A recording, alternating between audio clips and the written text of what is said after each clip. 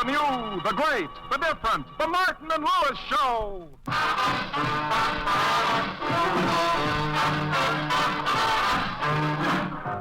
The National Broadcasting Company brings you the new Martin and Lewis Show. Our guest tonight, Lucille Ball, and featuring Eileen Woods, Flo McMichael, Dick Stabile and his orchestra, and starring Dean Martin and Jerry Lewis.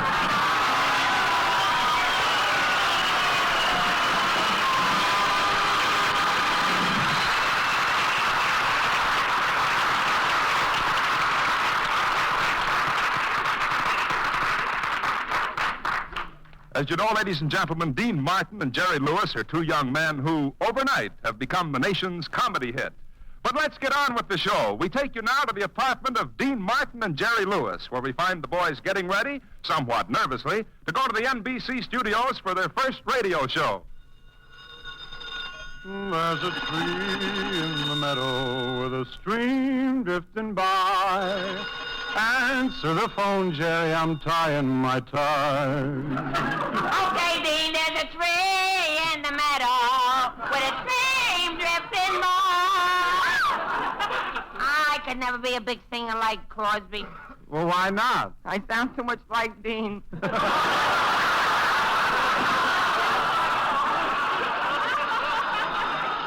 Oh, it must be NBC again. What cowards we are. Why are we afraid to do our own radio show? After all, how big an egg can we lay? How big? Well, if we took a large hen and got it to hold back for 2 years... All right,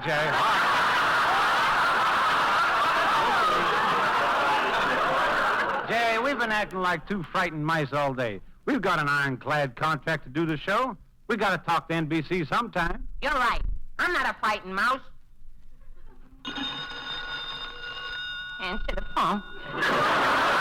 Oh, come on, Jerry, you answer it. Dean Martin, I will tell you why I will not answer the phone.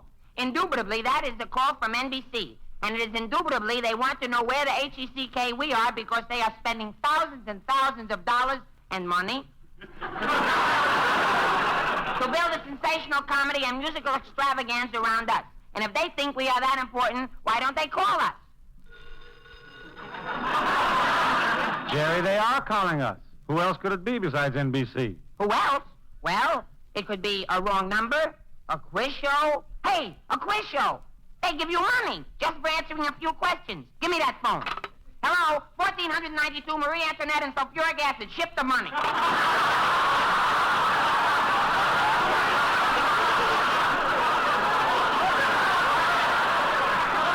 Now, come on, Jerry. We got to get down to NBC right away. Let's go. Dean, Yeah? I'm scared. Look, we've done all right so far. We shouldn't be afraid. We did all right in nightclubs, didn't we? Yeah, but those people pay $10 cover charge so they had to like us. But at a radio show, the audience gets in free, and at those prices, they can afford to hate us. Because there's nothing cheaper than something that doesn't cost very much. I always say.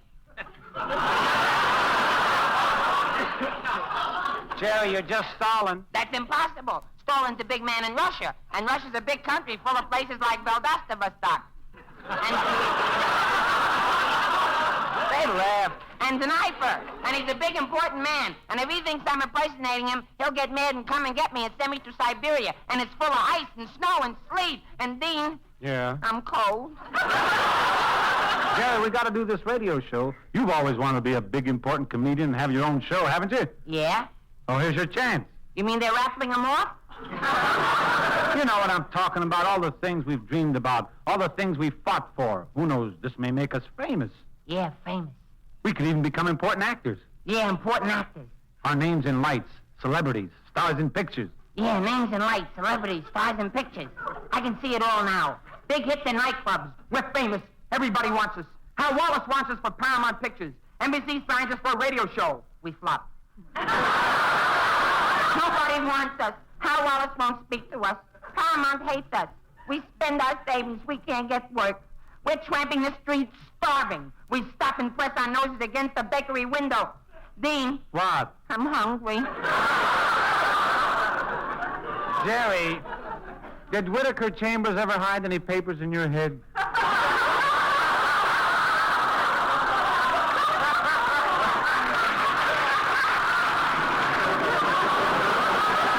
Look there, we we gotta stop wasting time, Jerry. I better rehearse. It's a romantic number, you know, and I wish I had a girl to sing it to get me in the mood.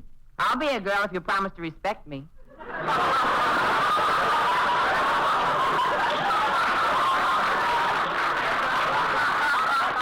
Sing to me. I am a princess of far-off India, and also a great movie star. A princess of India and a great movie star? What movie star are you? I am Rita Hayworth. You're Rita Hayworth, but you're not even on the road to being a princess of India. Maybe I'm not on the road, but I'm sure following the right alley.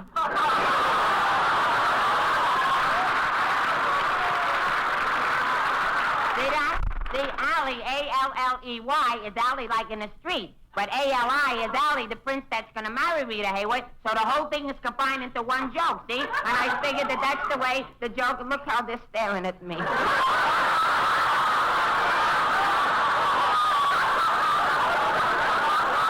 Everybody... All right, Jerry. Everybody hates me! Now, Jerry, relax. Have faith in me. We'll do all right on the radio show. That's all right for you to say, but I haven't thought up any jokes to tell the people. You'll think of something. What about me? I haven't even rehearsed my song. I don't know if I'm in good voice. Well, give yourself a clue.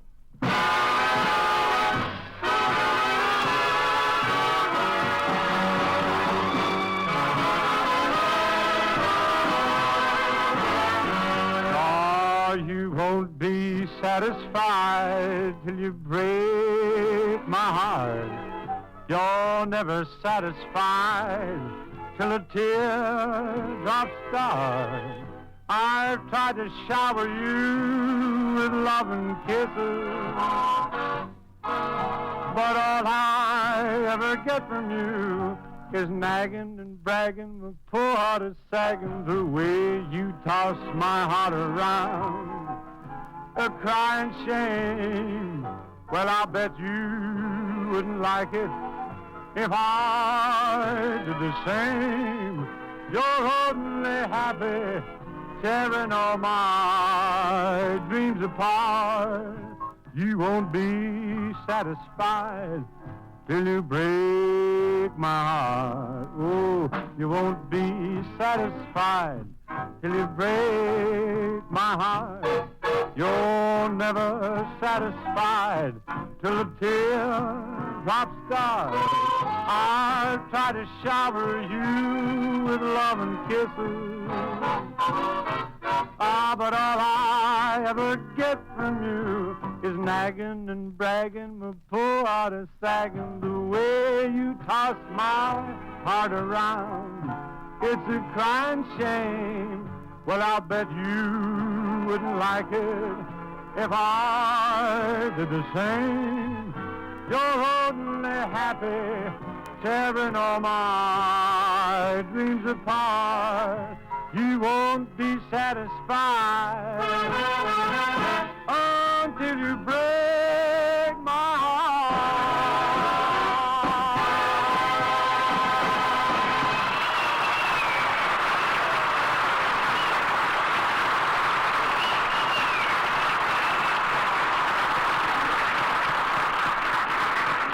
Dean, I know you want my opinion of your rendition, and I cannot tell a lie. It was magnificent.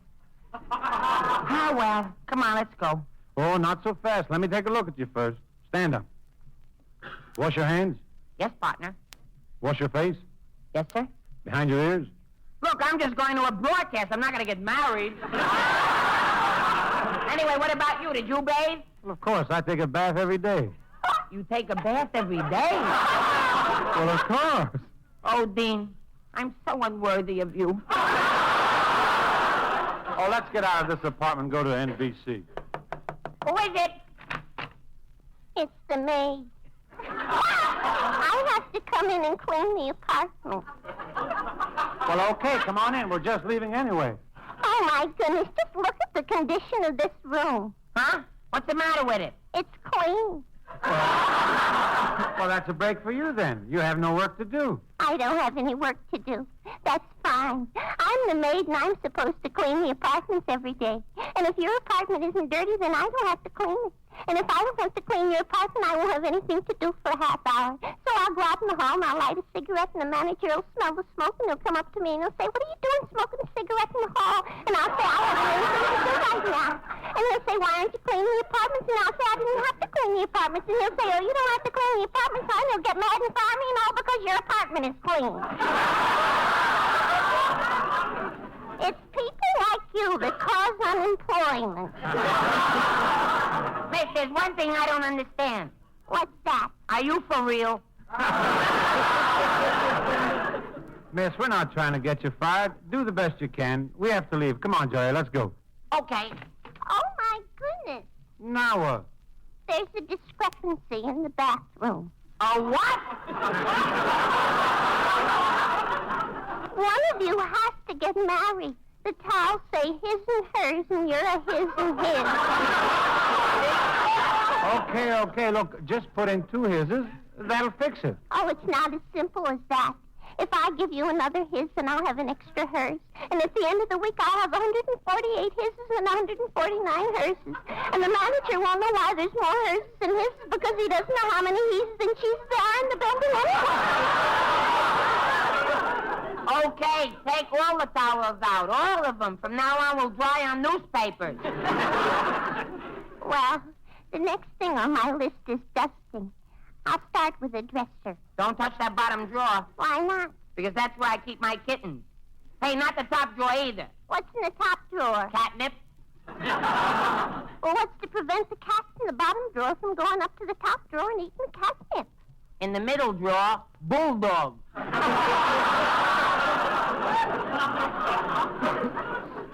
My, you're odd people. We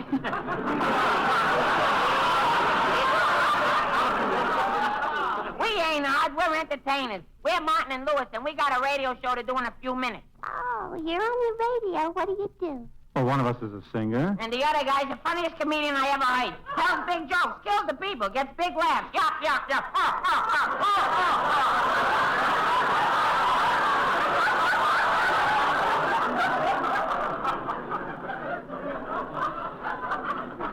Which is which?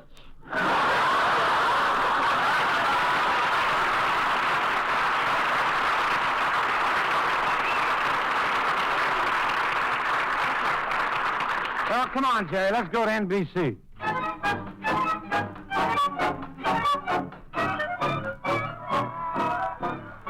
Stand in line, folks, for the Martin and Lewis show. The line will move inside the studio in a few moments. Come on, Miranda, stand in line over here. Well, all right, but I don't understand, Henrietta. Who are Martin and Lewis? Follow me, ladies. Can you tell me how to get into the Martin and Lewis show? Oh, stand behind us, young man, and we'll get the best seats. You know, we always come to see these new comedians the very first week, because usually they don't last for a second week. They don't, huh? Well, you don't know Martin and Lewis. They're the best comedians in the world, and I say that for 2 reasons. Bread and butter.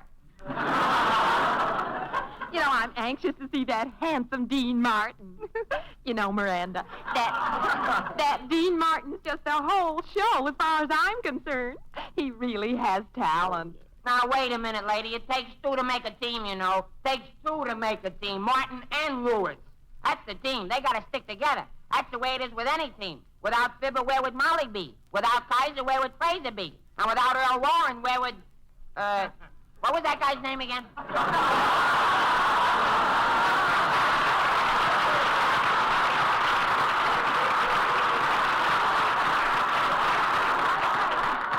Okay, Jerry, I parked the car. Hey, what are you doing in this line? Oh, with Dean Martin! Hello, ladies. Oh, isn't he handsome?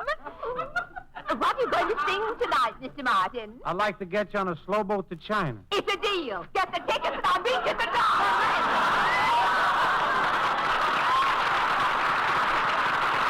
Come on, Jerry. Let's go into the studio here. Let's go into the studio here, Jerry.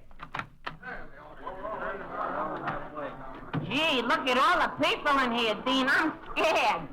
Don't get nervous, Jerry. You remember what I told you? Sure, I know. I remember, Dean. Fight, fight, fight, fight, fight. What's the matter? I'm out of training. Yes, Dean Martin. I'm your producer, Mr. Martin. I'm your director, Mr. Martin. I'm your band leader, Mr. Martin. I'm your singer, Mr. Martin. I'm your producer, Mr. Martin. I'm your director, Mr. Martin. I'm your leader, Mr. Martin. I'm your singer, Mr. Martin. What am I, the Larry Parks of this outfit?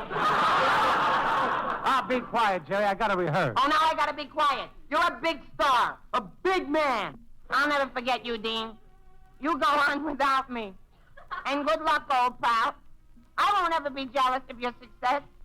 When you're a big star and run over me in your big imported car, I'll still be happy. I'll just lay there and think, gee, Vogue tires.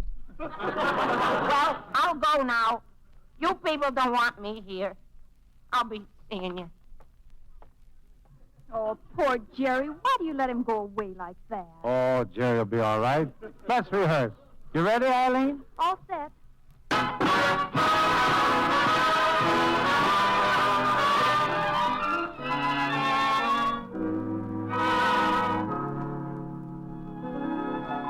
If you were to ask me who the sweetest one I knew was, I'd say you were. If you were to ask me who my favorite point of view was, well, I'd say you was. When you're not near, my heart is inclined to waste away. But when you're here, the funny part is, my heart is a spherical, lyrical miracle all the day. If I were to ask you who the apple of your eye was, you'd say I was. If you were to ask me who your sweet potato pie was, well, I'd say I was. Supposing you paid a visit to a certain preacher, Supposing you overheard me practicing I do, and you were to ask me who the bride and groom to be was, why, I'd say we were. me and you. Who was? Well, I was. You was. What then? Oh, we was, me and you.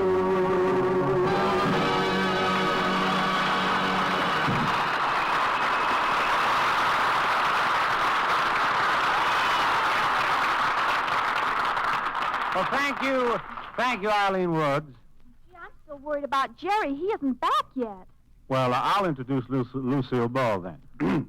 And now I would like to present one of Hollywood's most glamorous stars, soon to be seen in Sorrowful Jones, a charming actress who gracefully combines the talents of leading lady and comedian. Now, listen here, you Dean Martin. Don't you say anything nice about me, you bully, you monster. I'll have you know that just Wait a minute. Why, you are Lucille Ball.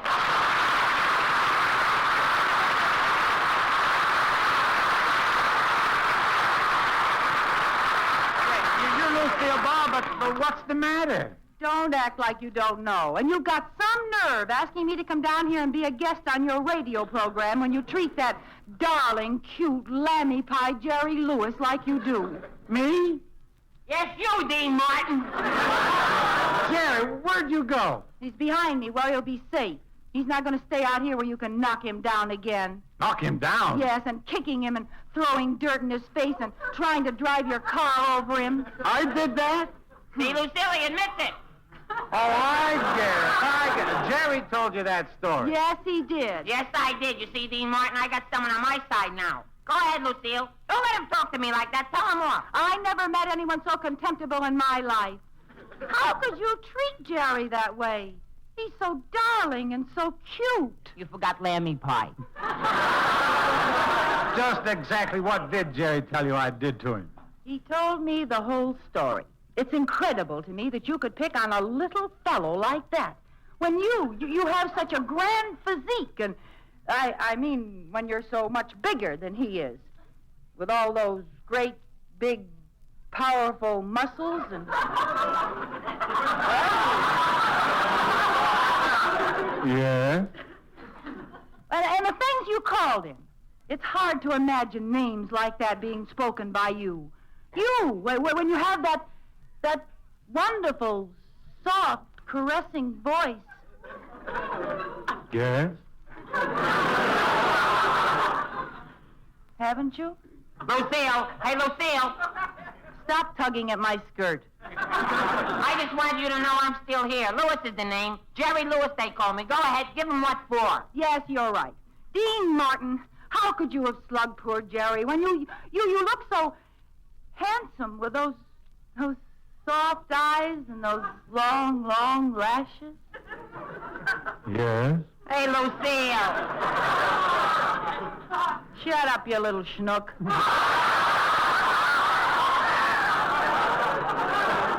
Snook! Me? Snook!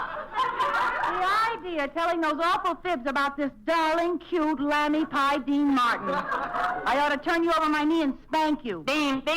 Yes? Dean, please straighten Lucille out. Tell her I'm not really so bad. Oh, he isn't bad at all, Lucille. In fact, he's a very nice guy. In fact, he's a wonderful guy. Why, Jerry's the important half of our act. He's the talent. Why, he's the one who gets all the laughs. He's the one the critics rave about. He's the one the people love. Ooh, what a ham.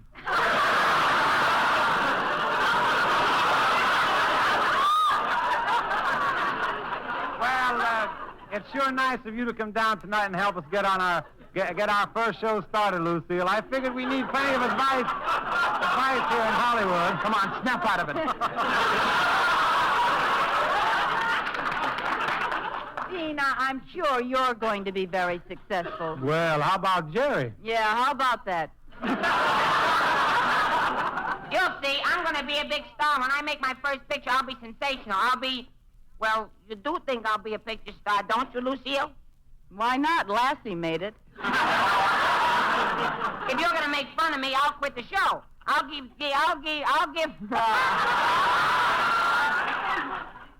Dean all the money we've saved, and I'll go home and lock myself in a closet, kick my heels, and hold my breath until I die. And if you want to know why I do these things, it's because, listen.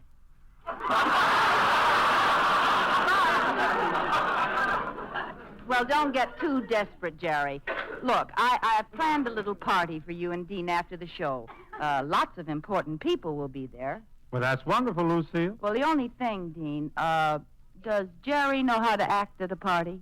Do I know how to act at a party? Why, one time in the back room of a barber shop. Jerry! Hold it. You see what I mean? Miss Ball. Mr. Martin, I would like to inform you that Gerald Lewis, when attending a social event, it's too close to the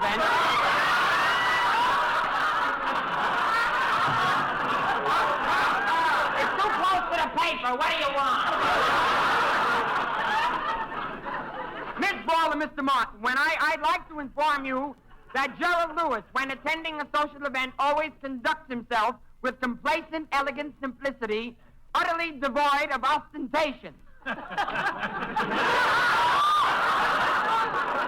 Jerry Lewis, where did you get words like that? Don't ask me. I'm just as surprised as you are. Jerry, I hope you understand. I've invited important people. People of refinement, breeding, culture. Don't worry about me. Refinement and breeding and culture pour out of me like sweat off a horse's neck.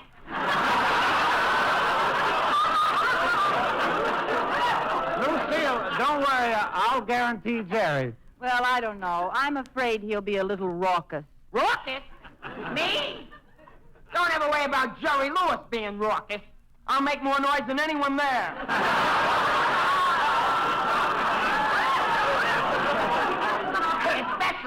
Especially if you have some kittens. I catch kittens, see? All kinds of kittens. Yesterday, I caught one with a lopsided ear, had a blue eye, and when he looked at me, he said, "There's my daddy," and he smacked me right in there. I saw that son. Hold it, Lucille.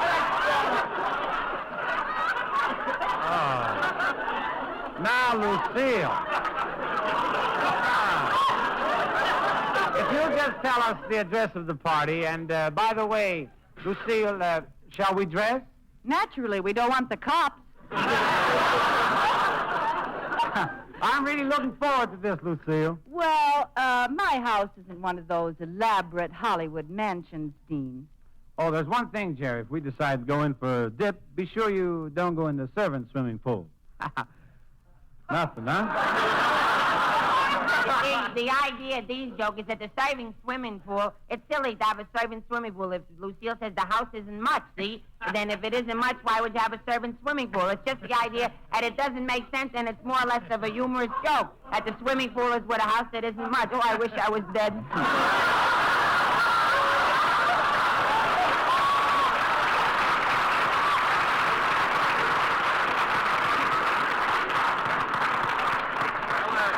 Sorry to butt in, but we go on the air in 30 seconds. Okay, fine. Are you nervous, Jerry? Me? Nervous? 20 seconds. I'll be all right. I'll kill the people. 15 seconds. Just let me at them. 10 seconds. I'll fracture them. 5 seconds. 4 seconds. 3, 2. I'll pulverize them. The Martin and Lewis show is on the air. Go ahead, Jerry. Start talking. Yes, sir, and a very funny thing happened to me on the way to the studio.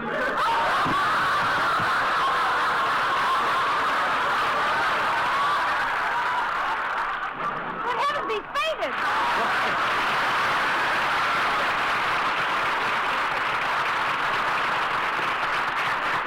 Well, come on, Lucille. Help me hold Jerry up and we'll do the song. Okay, up he goes. Up he goes.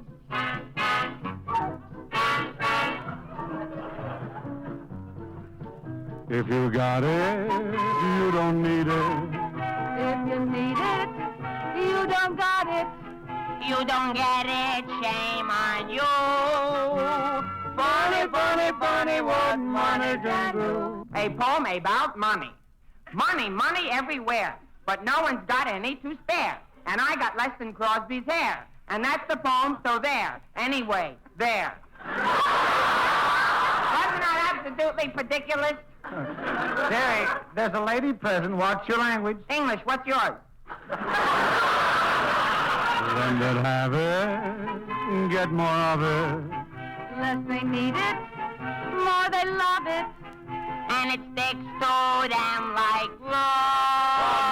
Funny, funny, funny what money can do. Jerry, you hit a flat note. Yes. If you're not going to sing right, don't sing at all. Listen to me, Dean Martin. I'm not going to stand around here and have you tolerate me. I'm getting a little sick and tired of being abused and pushed around. You know, there's people that have a certain feeling about one that has an opportunity to do their work, and if somebody gets the chance, and there's no sense in bringing in politics that mean any more to me than people that don't deserve the right to carry on, so I'm not the one that says that electrical plants will never be born.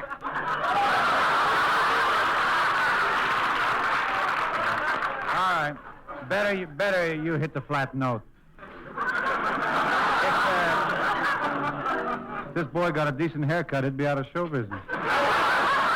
Ask the rich man, he'll confess. Money can't buy happiness. Ask a poor man, he don't doubt. But he'd rather be miserable with than without. I love life and I want to live. I love life and I say.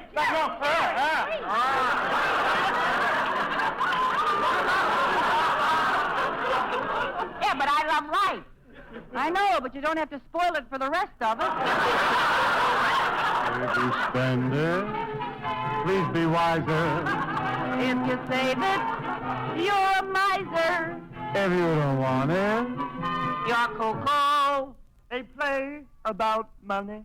Reginald, darling, now that we're married, I suppose I ought to tell you that I have $80 million, but I hate to discuss money. It's so earthy. Keep talking, darling. There's a little more worm in me than you think.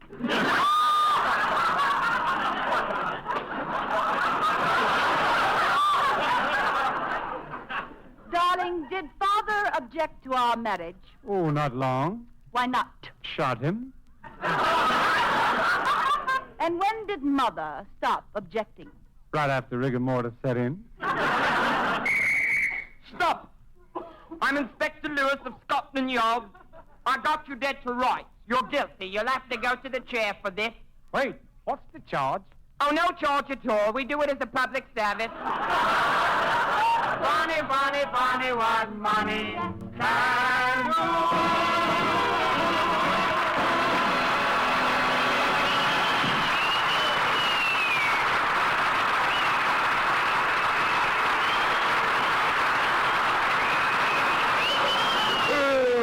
Gee, it's good to be home in bed. And, Dean, I'm sorry I messed up our radio program tonight. Ah, forget it, Jerry. It's past midnight. Better get some sleep. Good night. Good night. Well, who could that be? What do you want? It's me, the maid. I'm sorry, but you'll have to get out of those beds. Get out of bed? Why? Well, you see, those beds are 6x3 beds. And this afternoon I made a mistake and I put on 7x4 sheets. And if I put the wrong sheets on your beds, the manager will say to me... Look, miss, if I get up, I'll start walking the floor. And if I start walking the floor, I'll get into a bad humor. And when I go to NBC tomorrow, they'll say, Jerry Lewis, why did you faint on your radio program? And I'll say, who could help but fainting? I was excited. And they'll say, oh, talking back, eh? I guess you don't want to go on the radio very bad. And I'll say, and they'll say, and they'll fire me. It's people like you that cause unemployment. The Martin and Lewis Show, 3rd of April, 1949.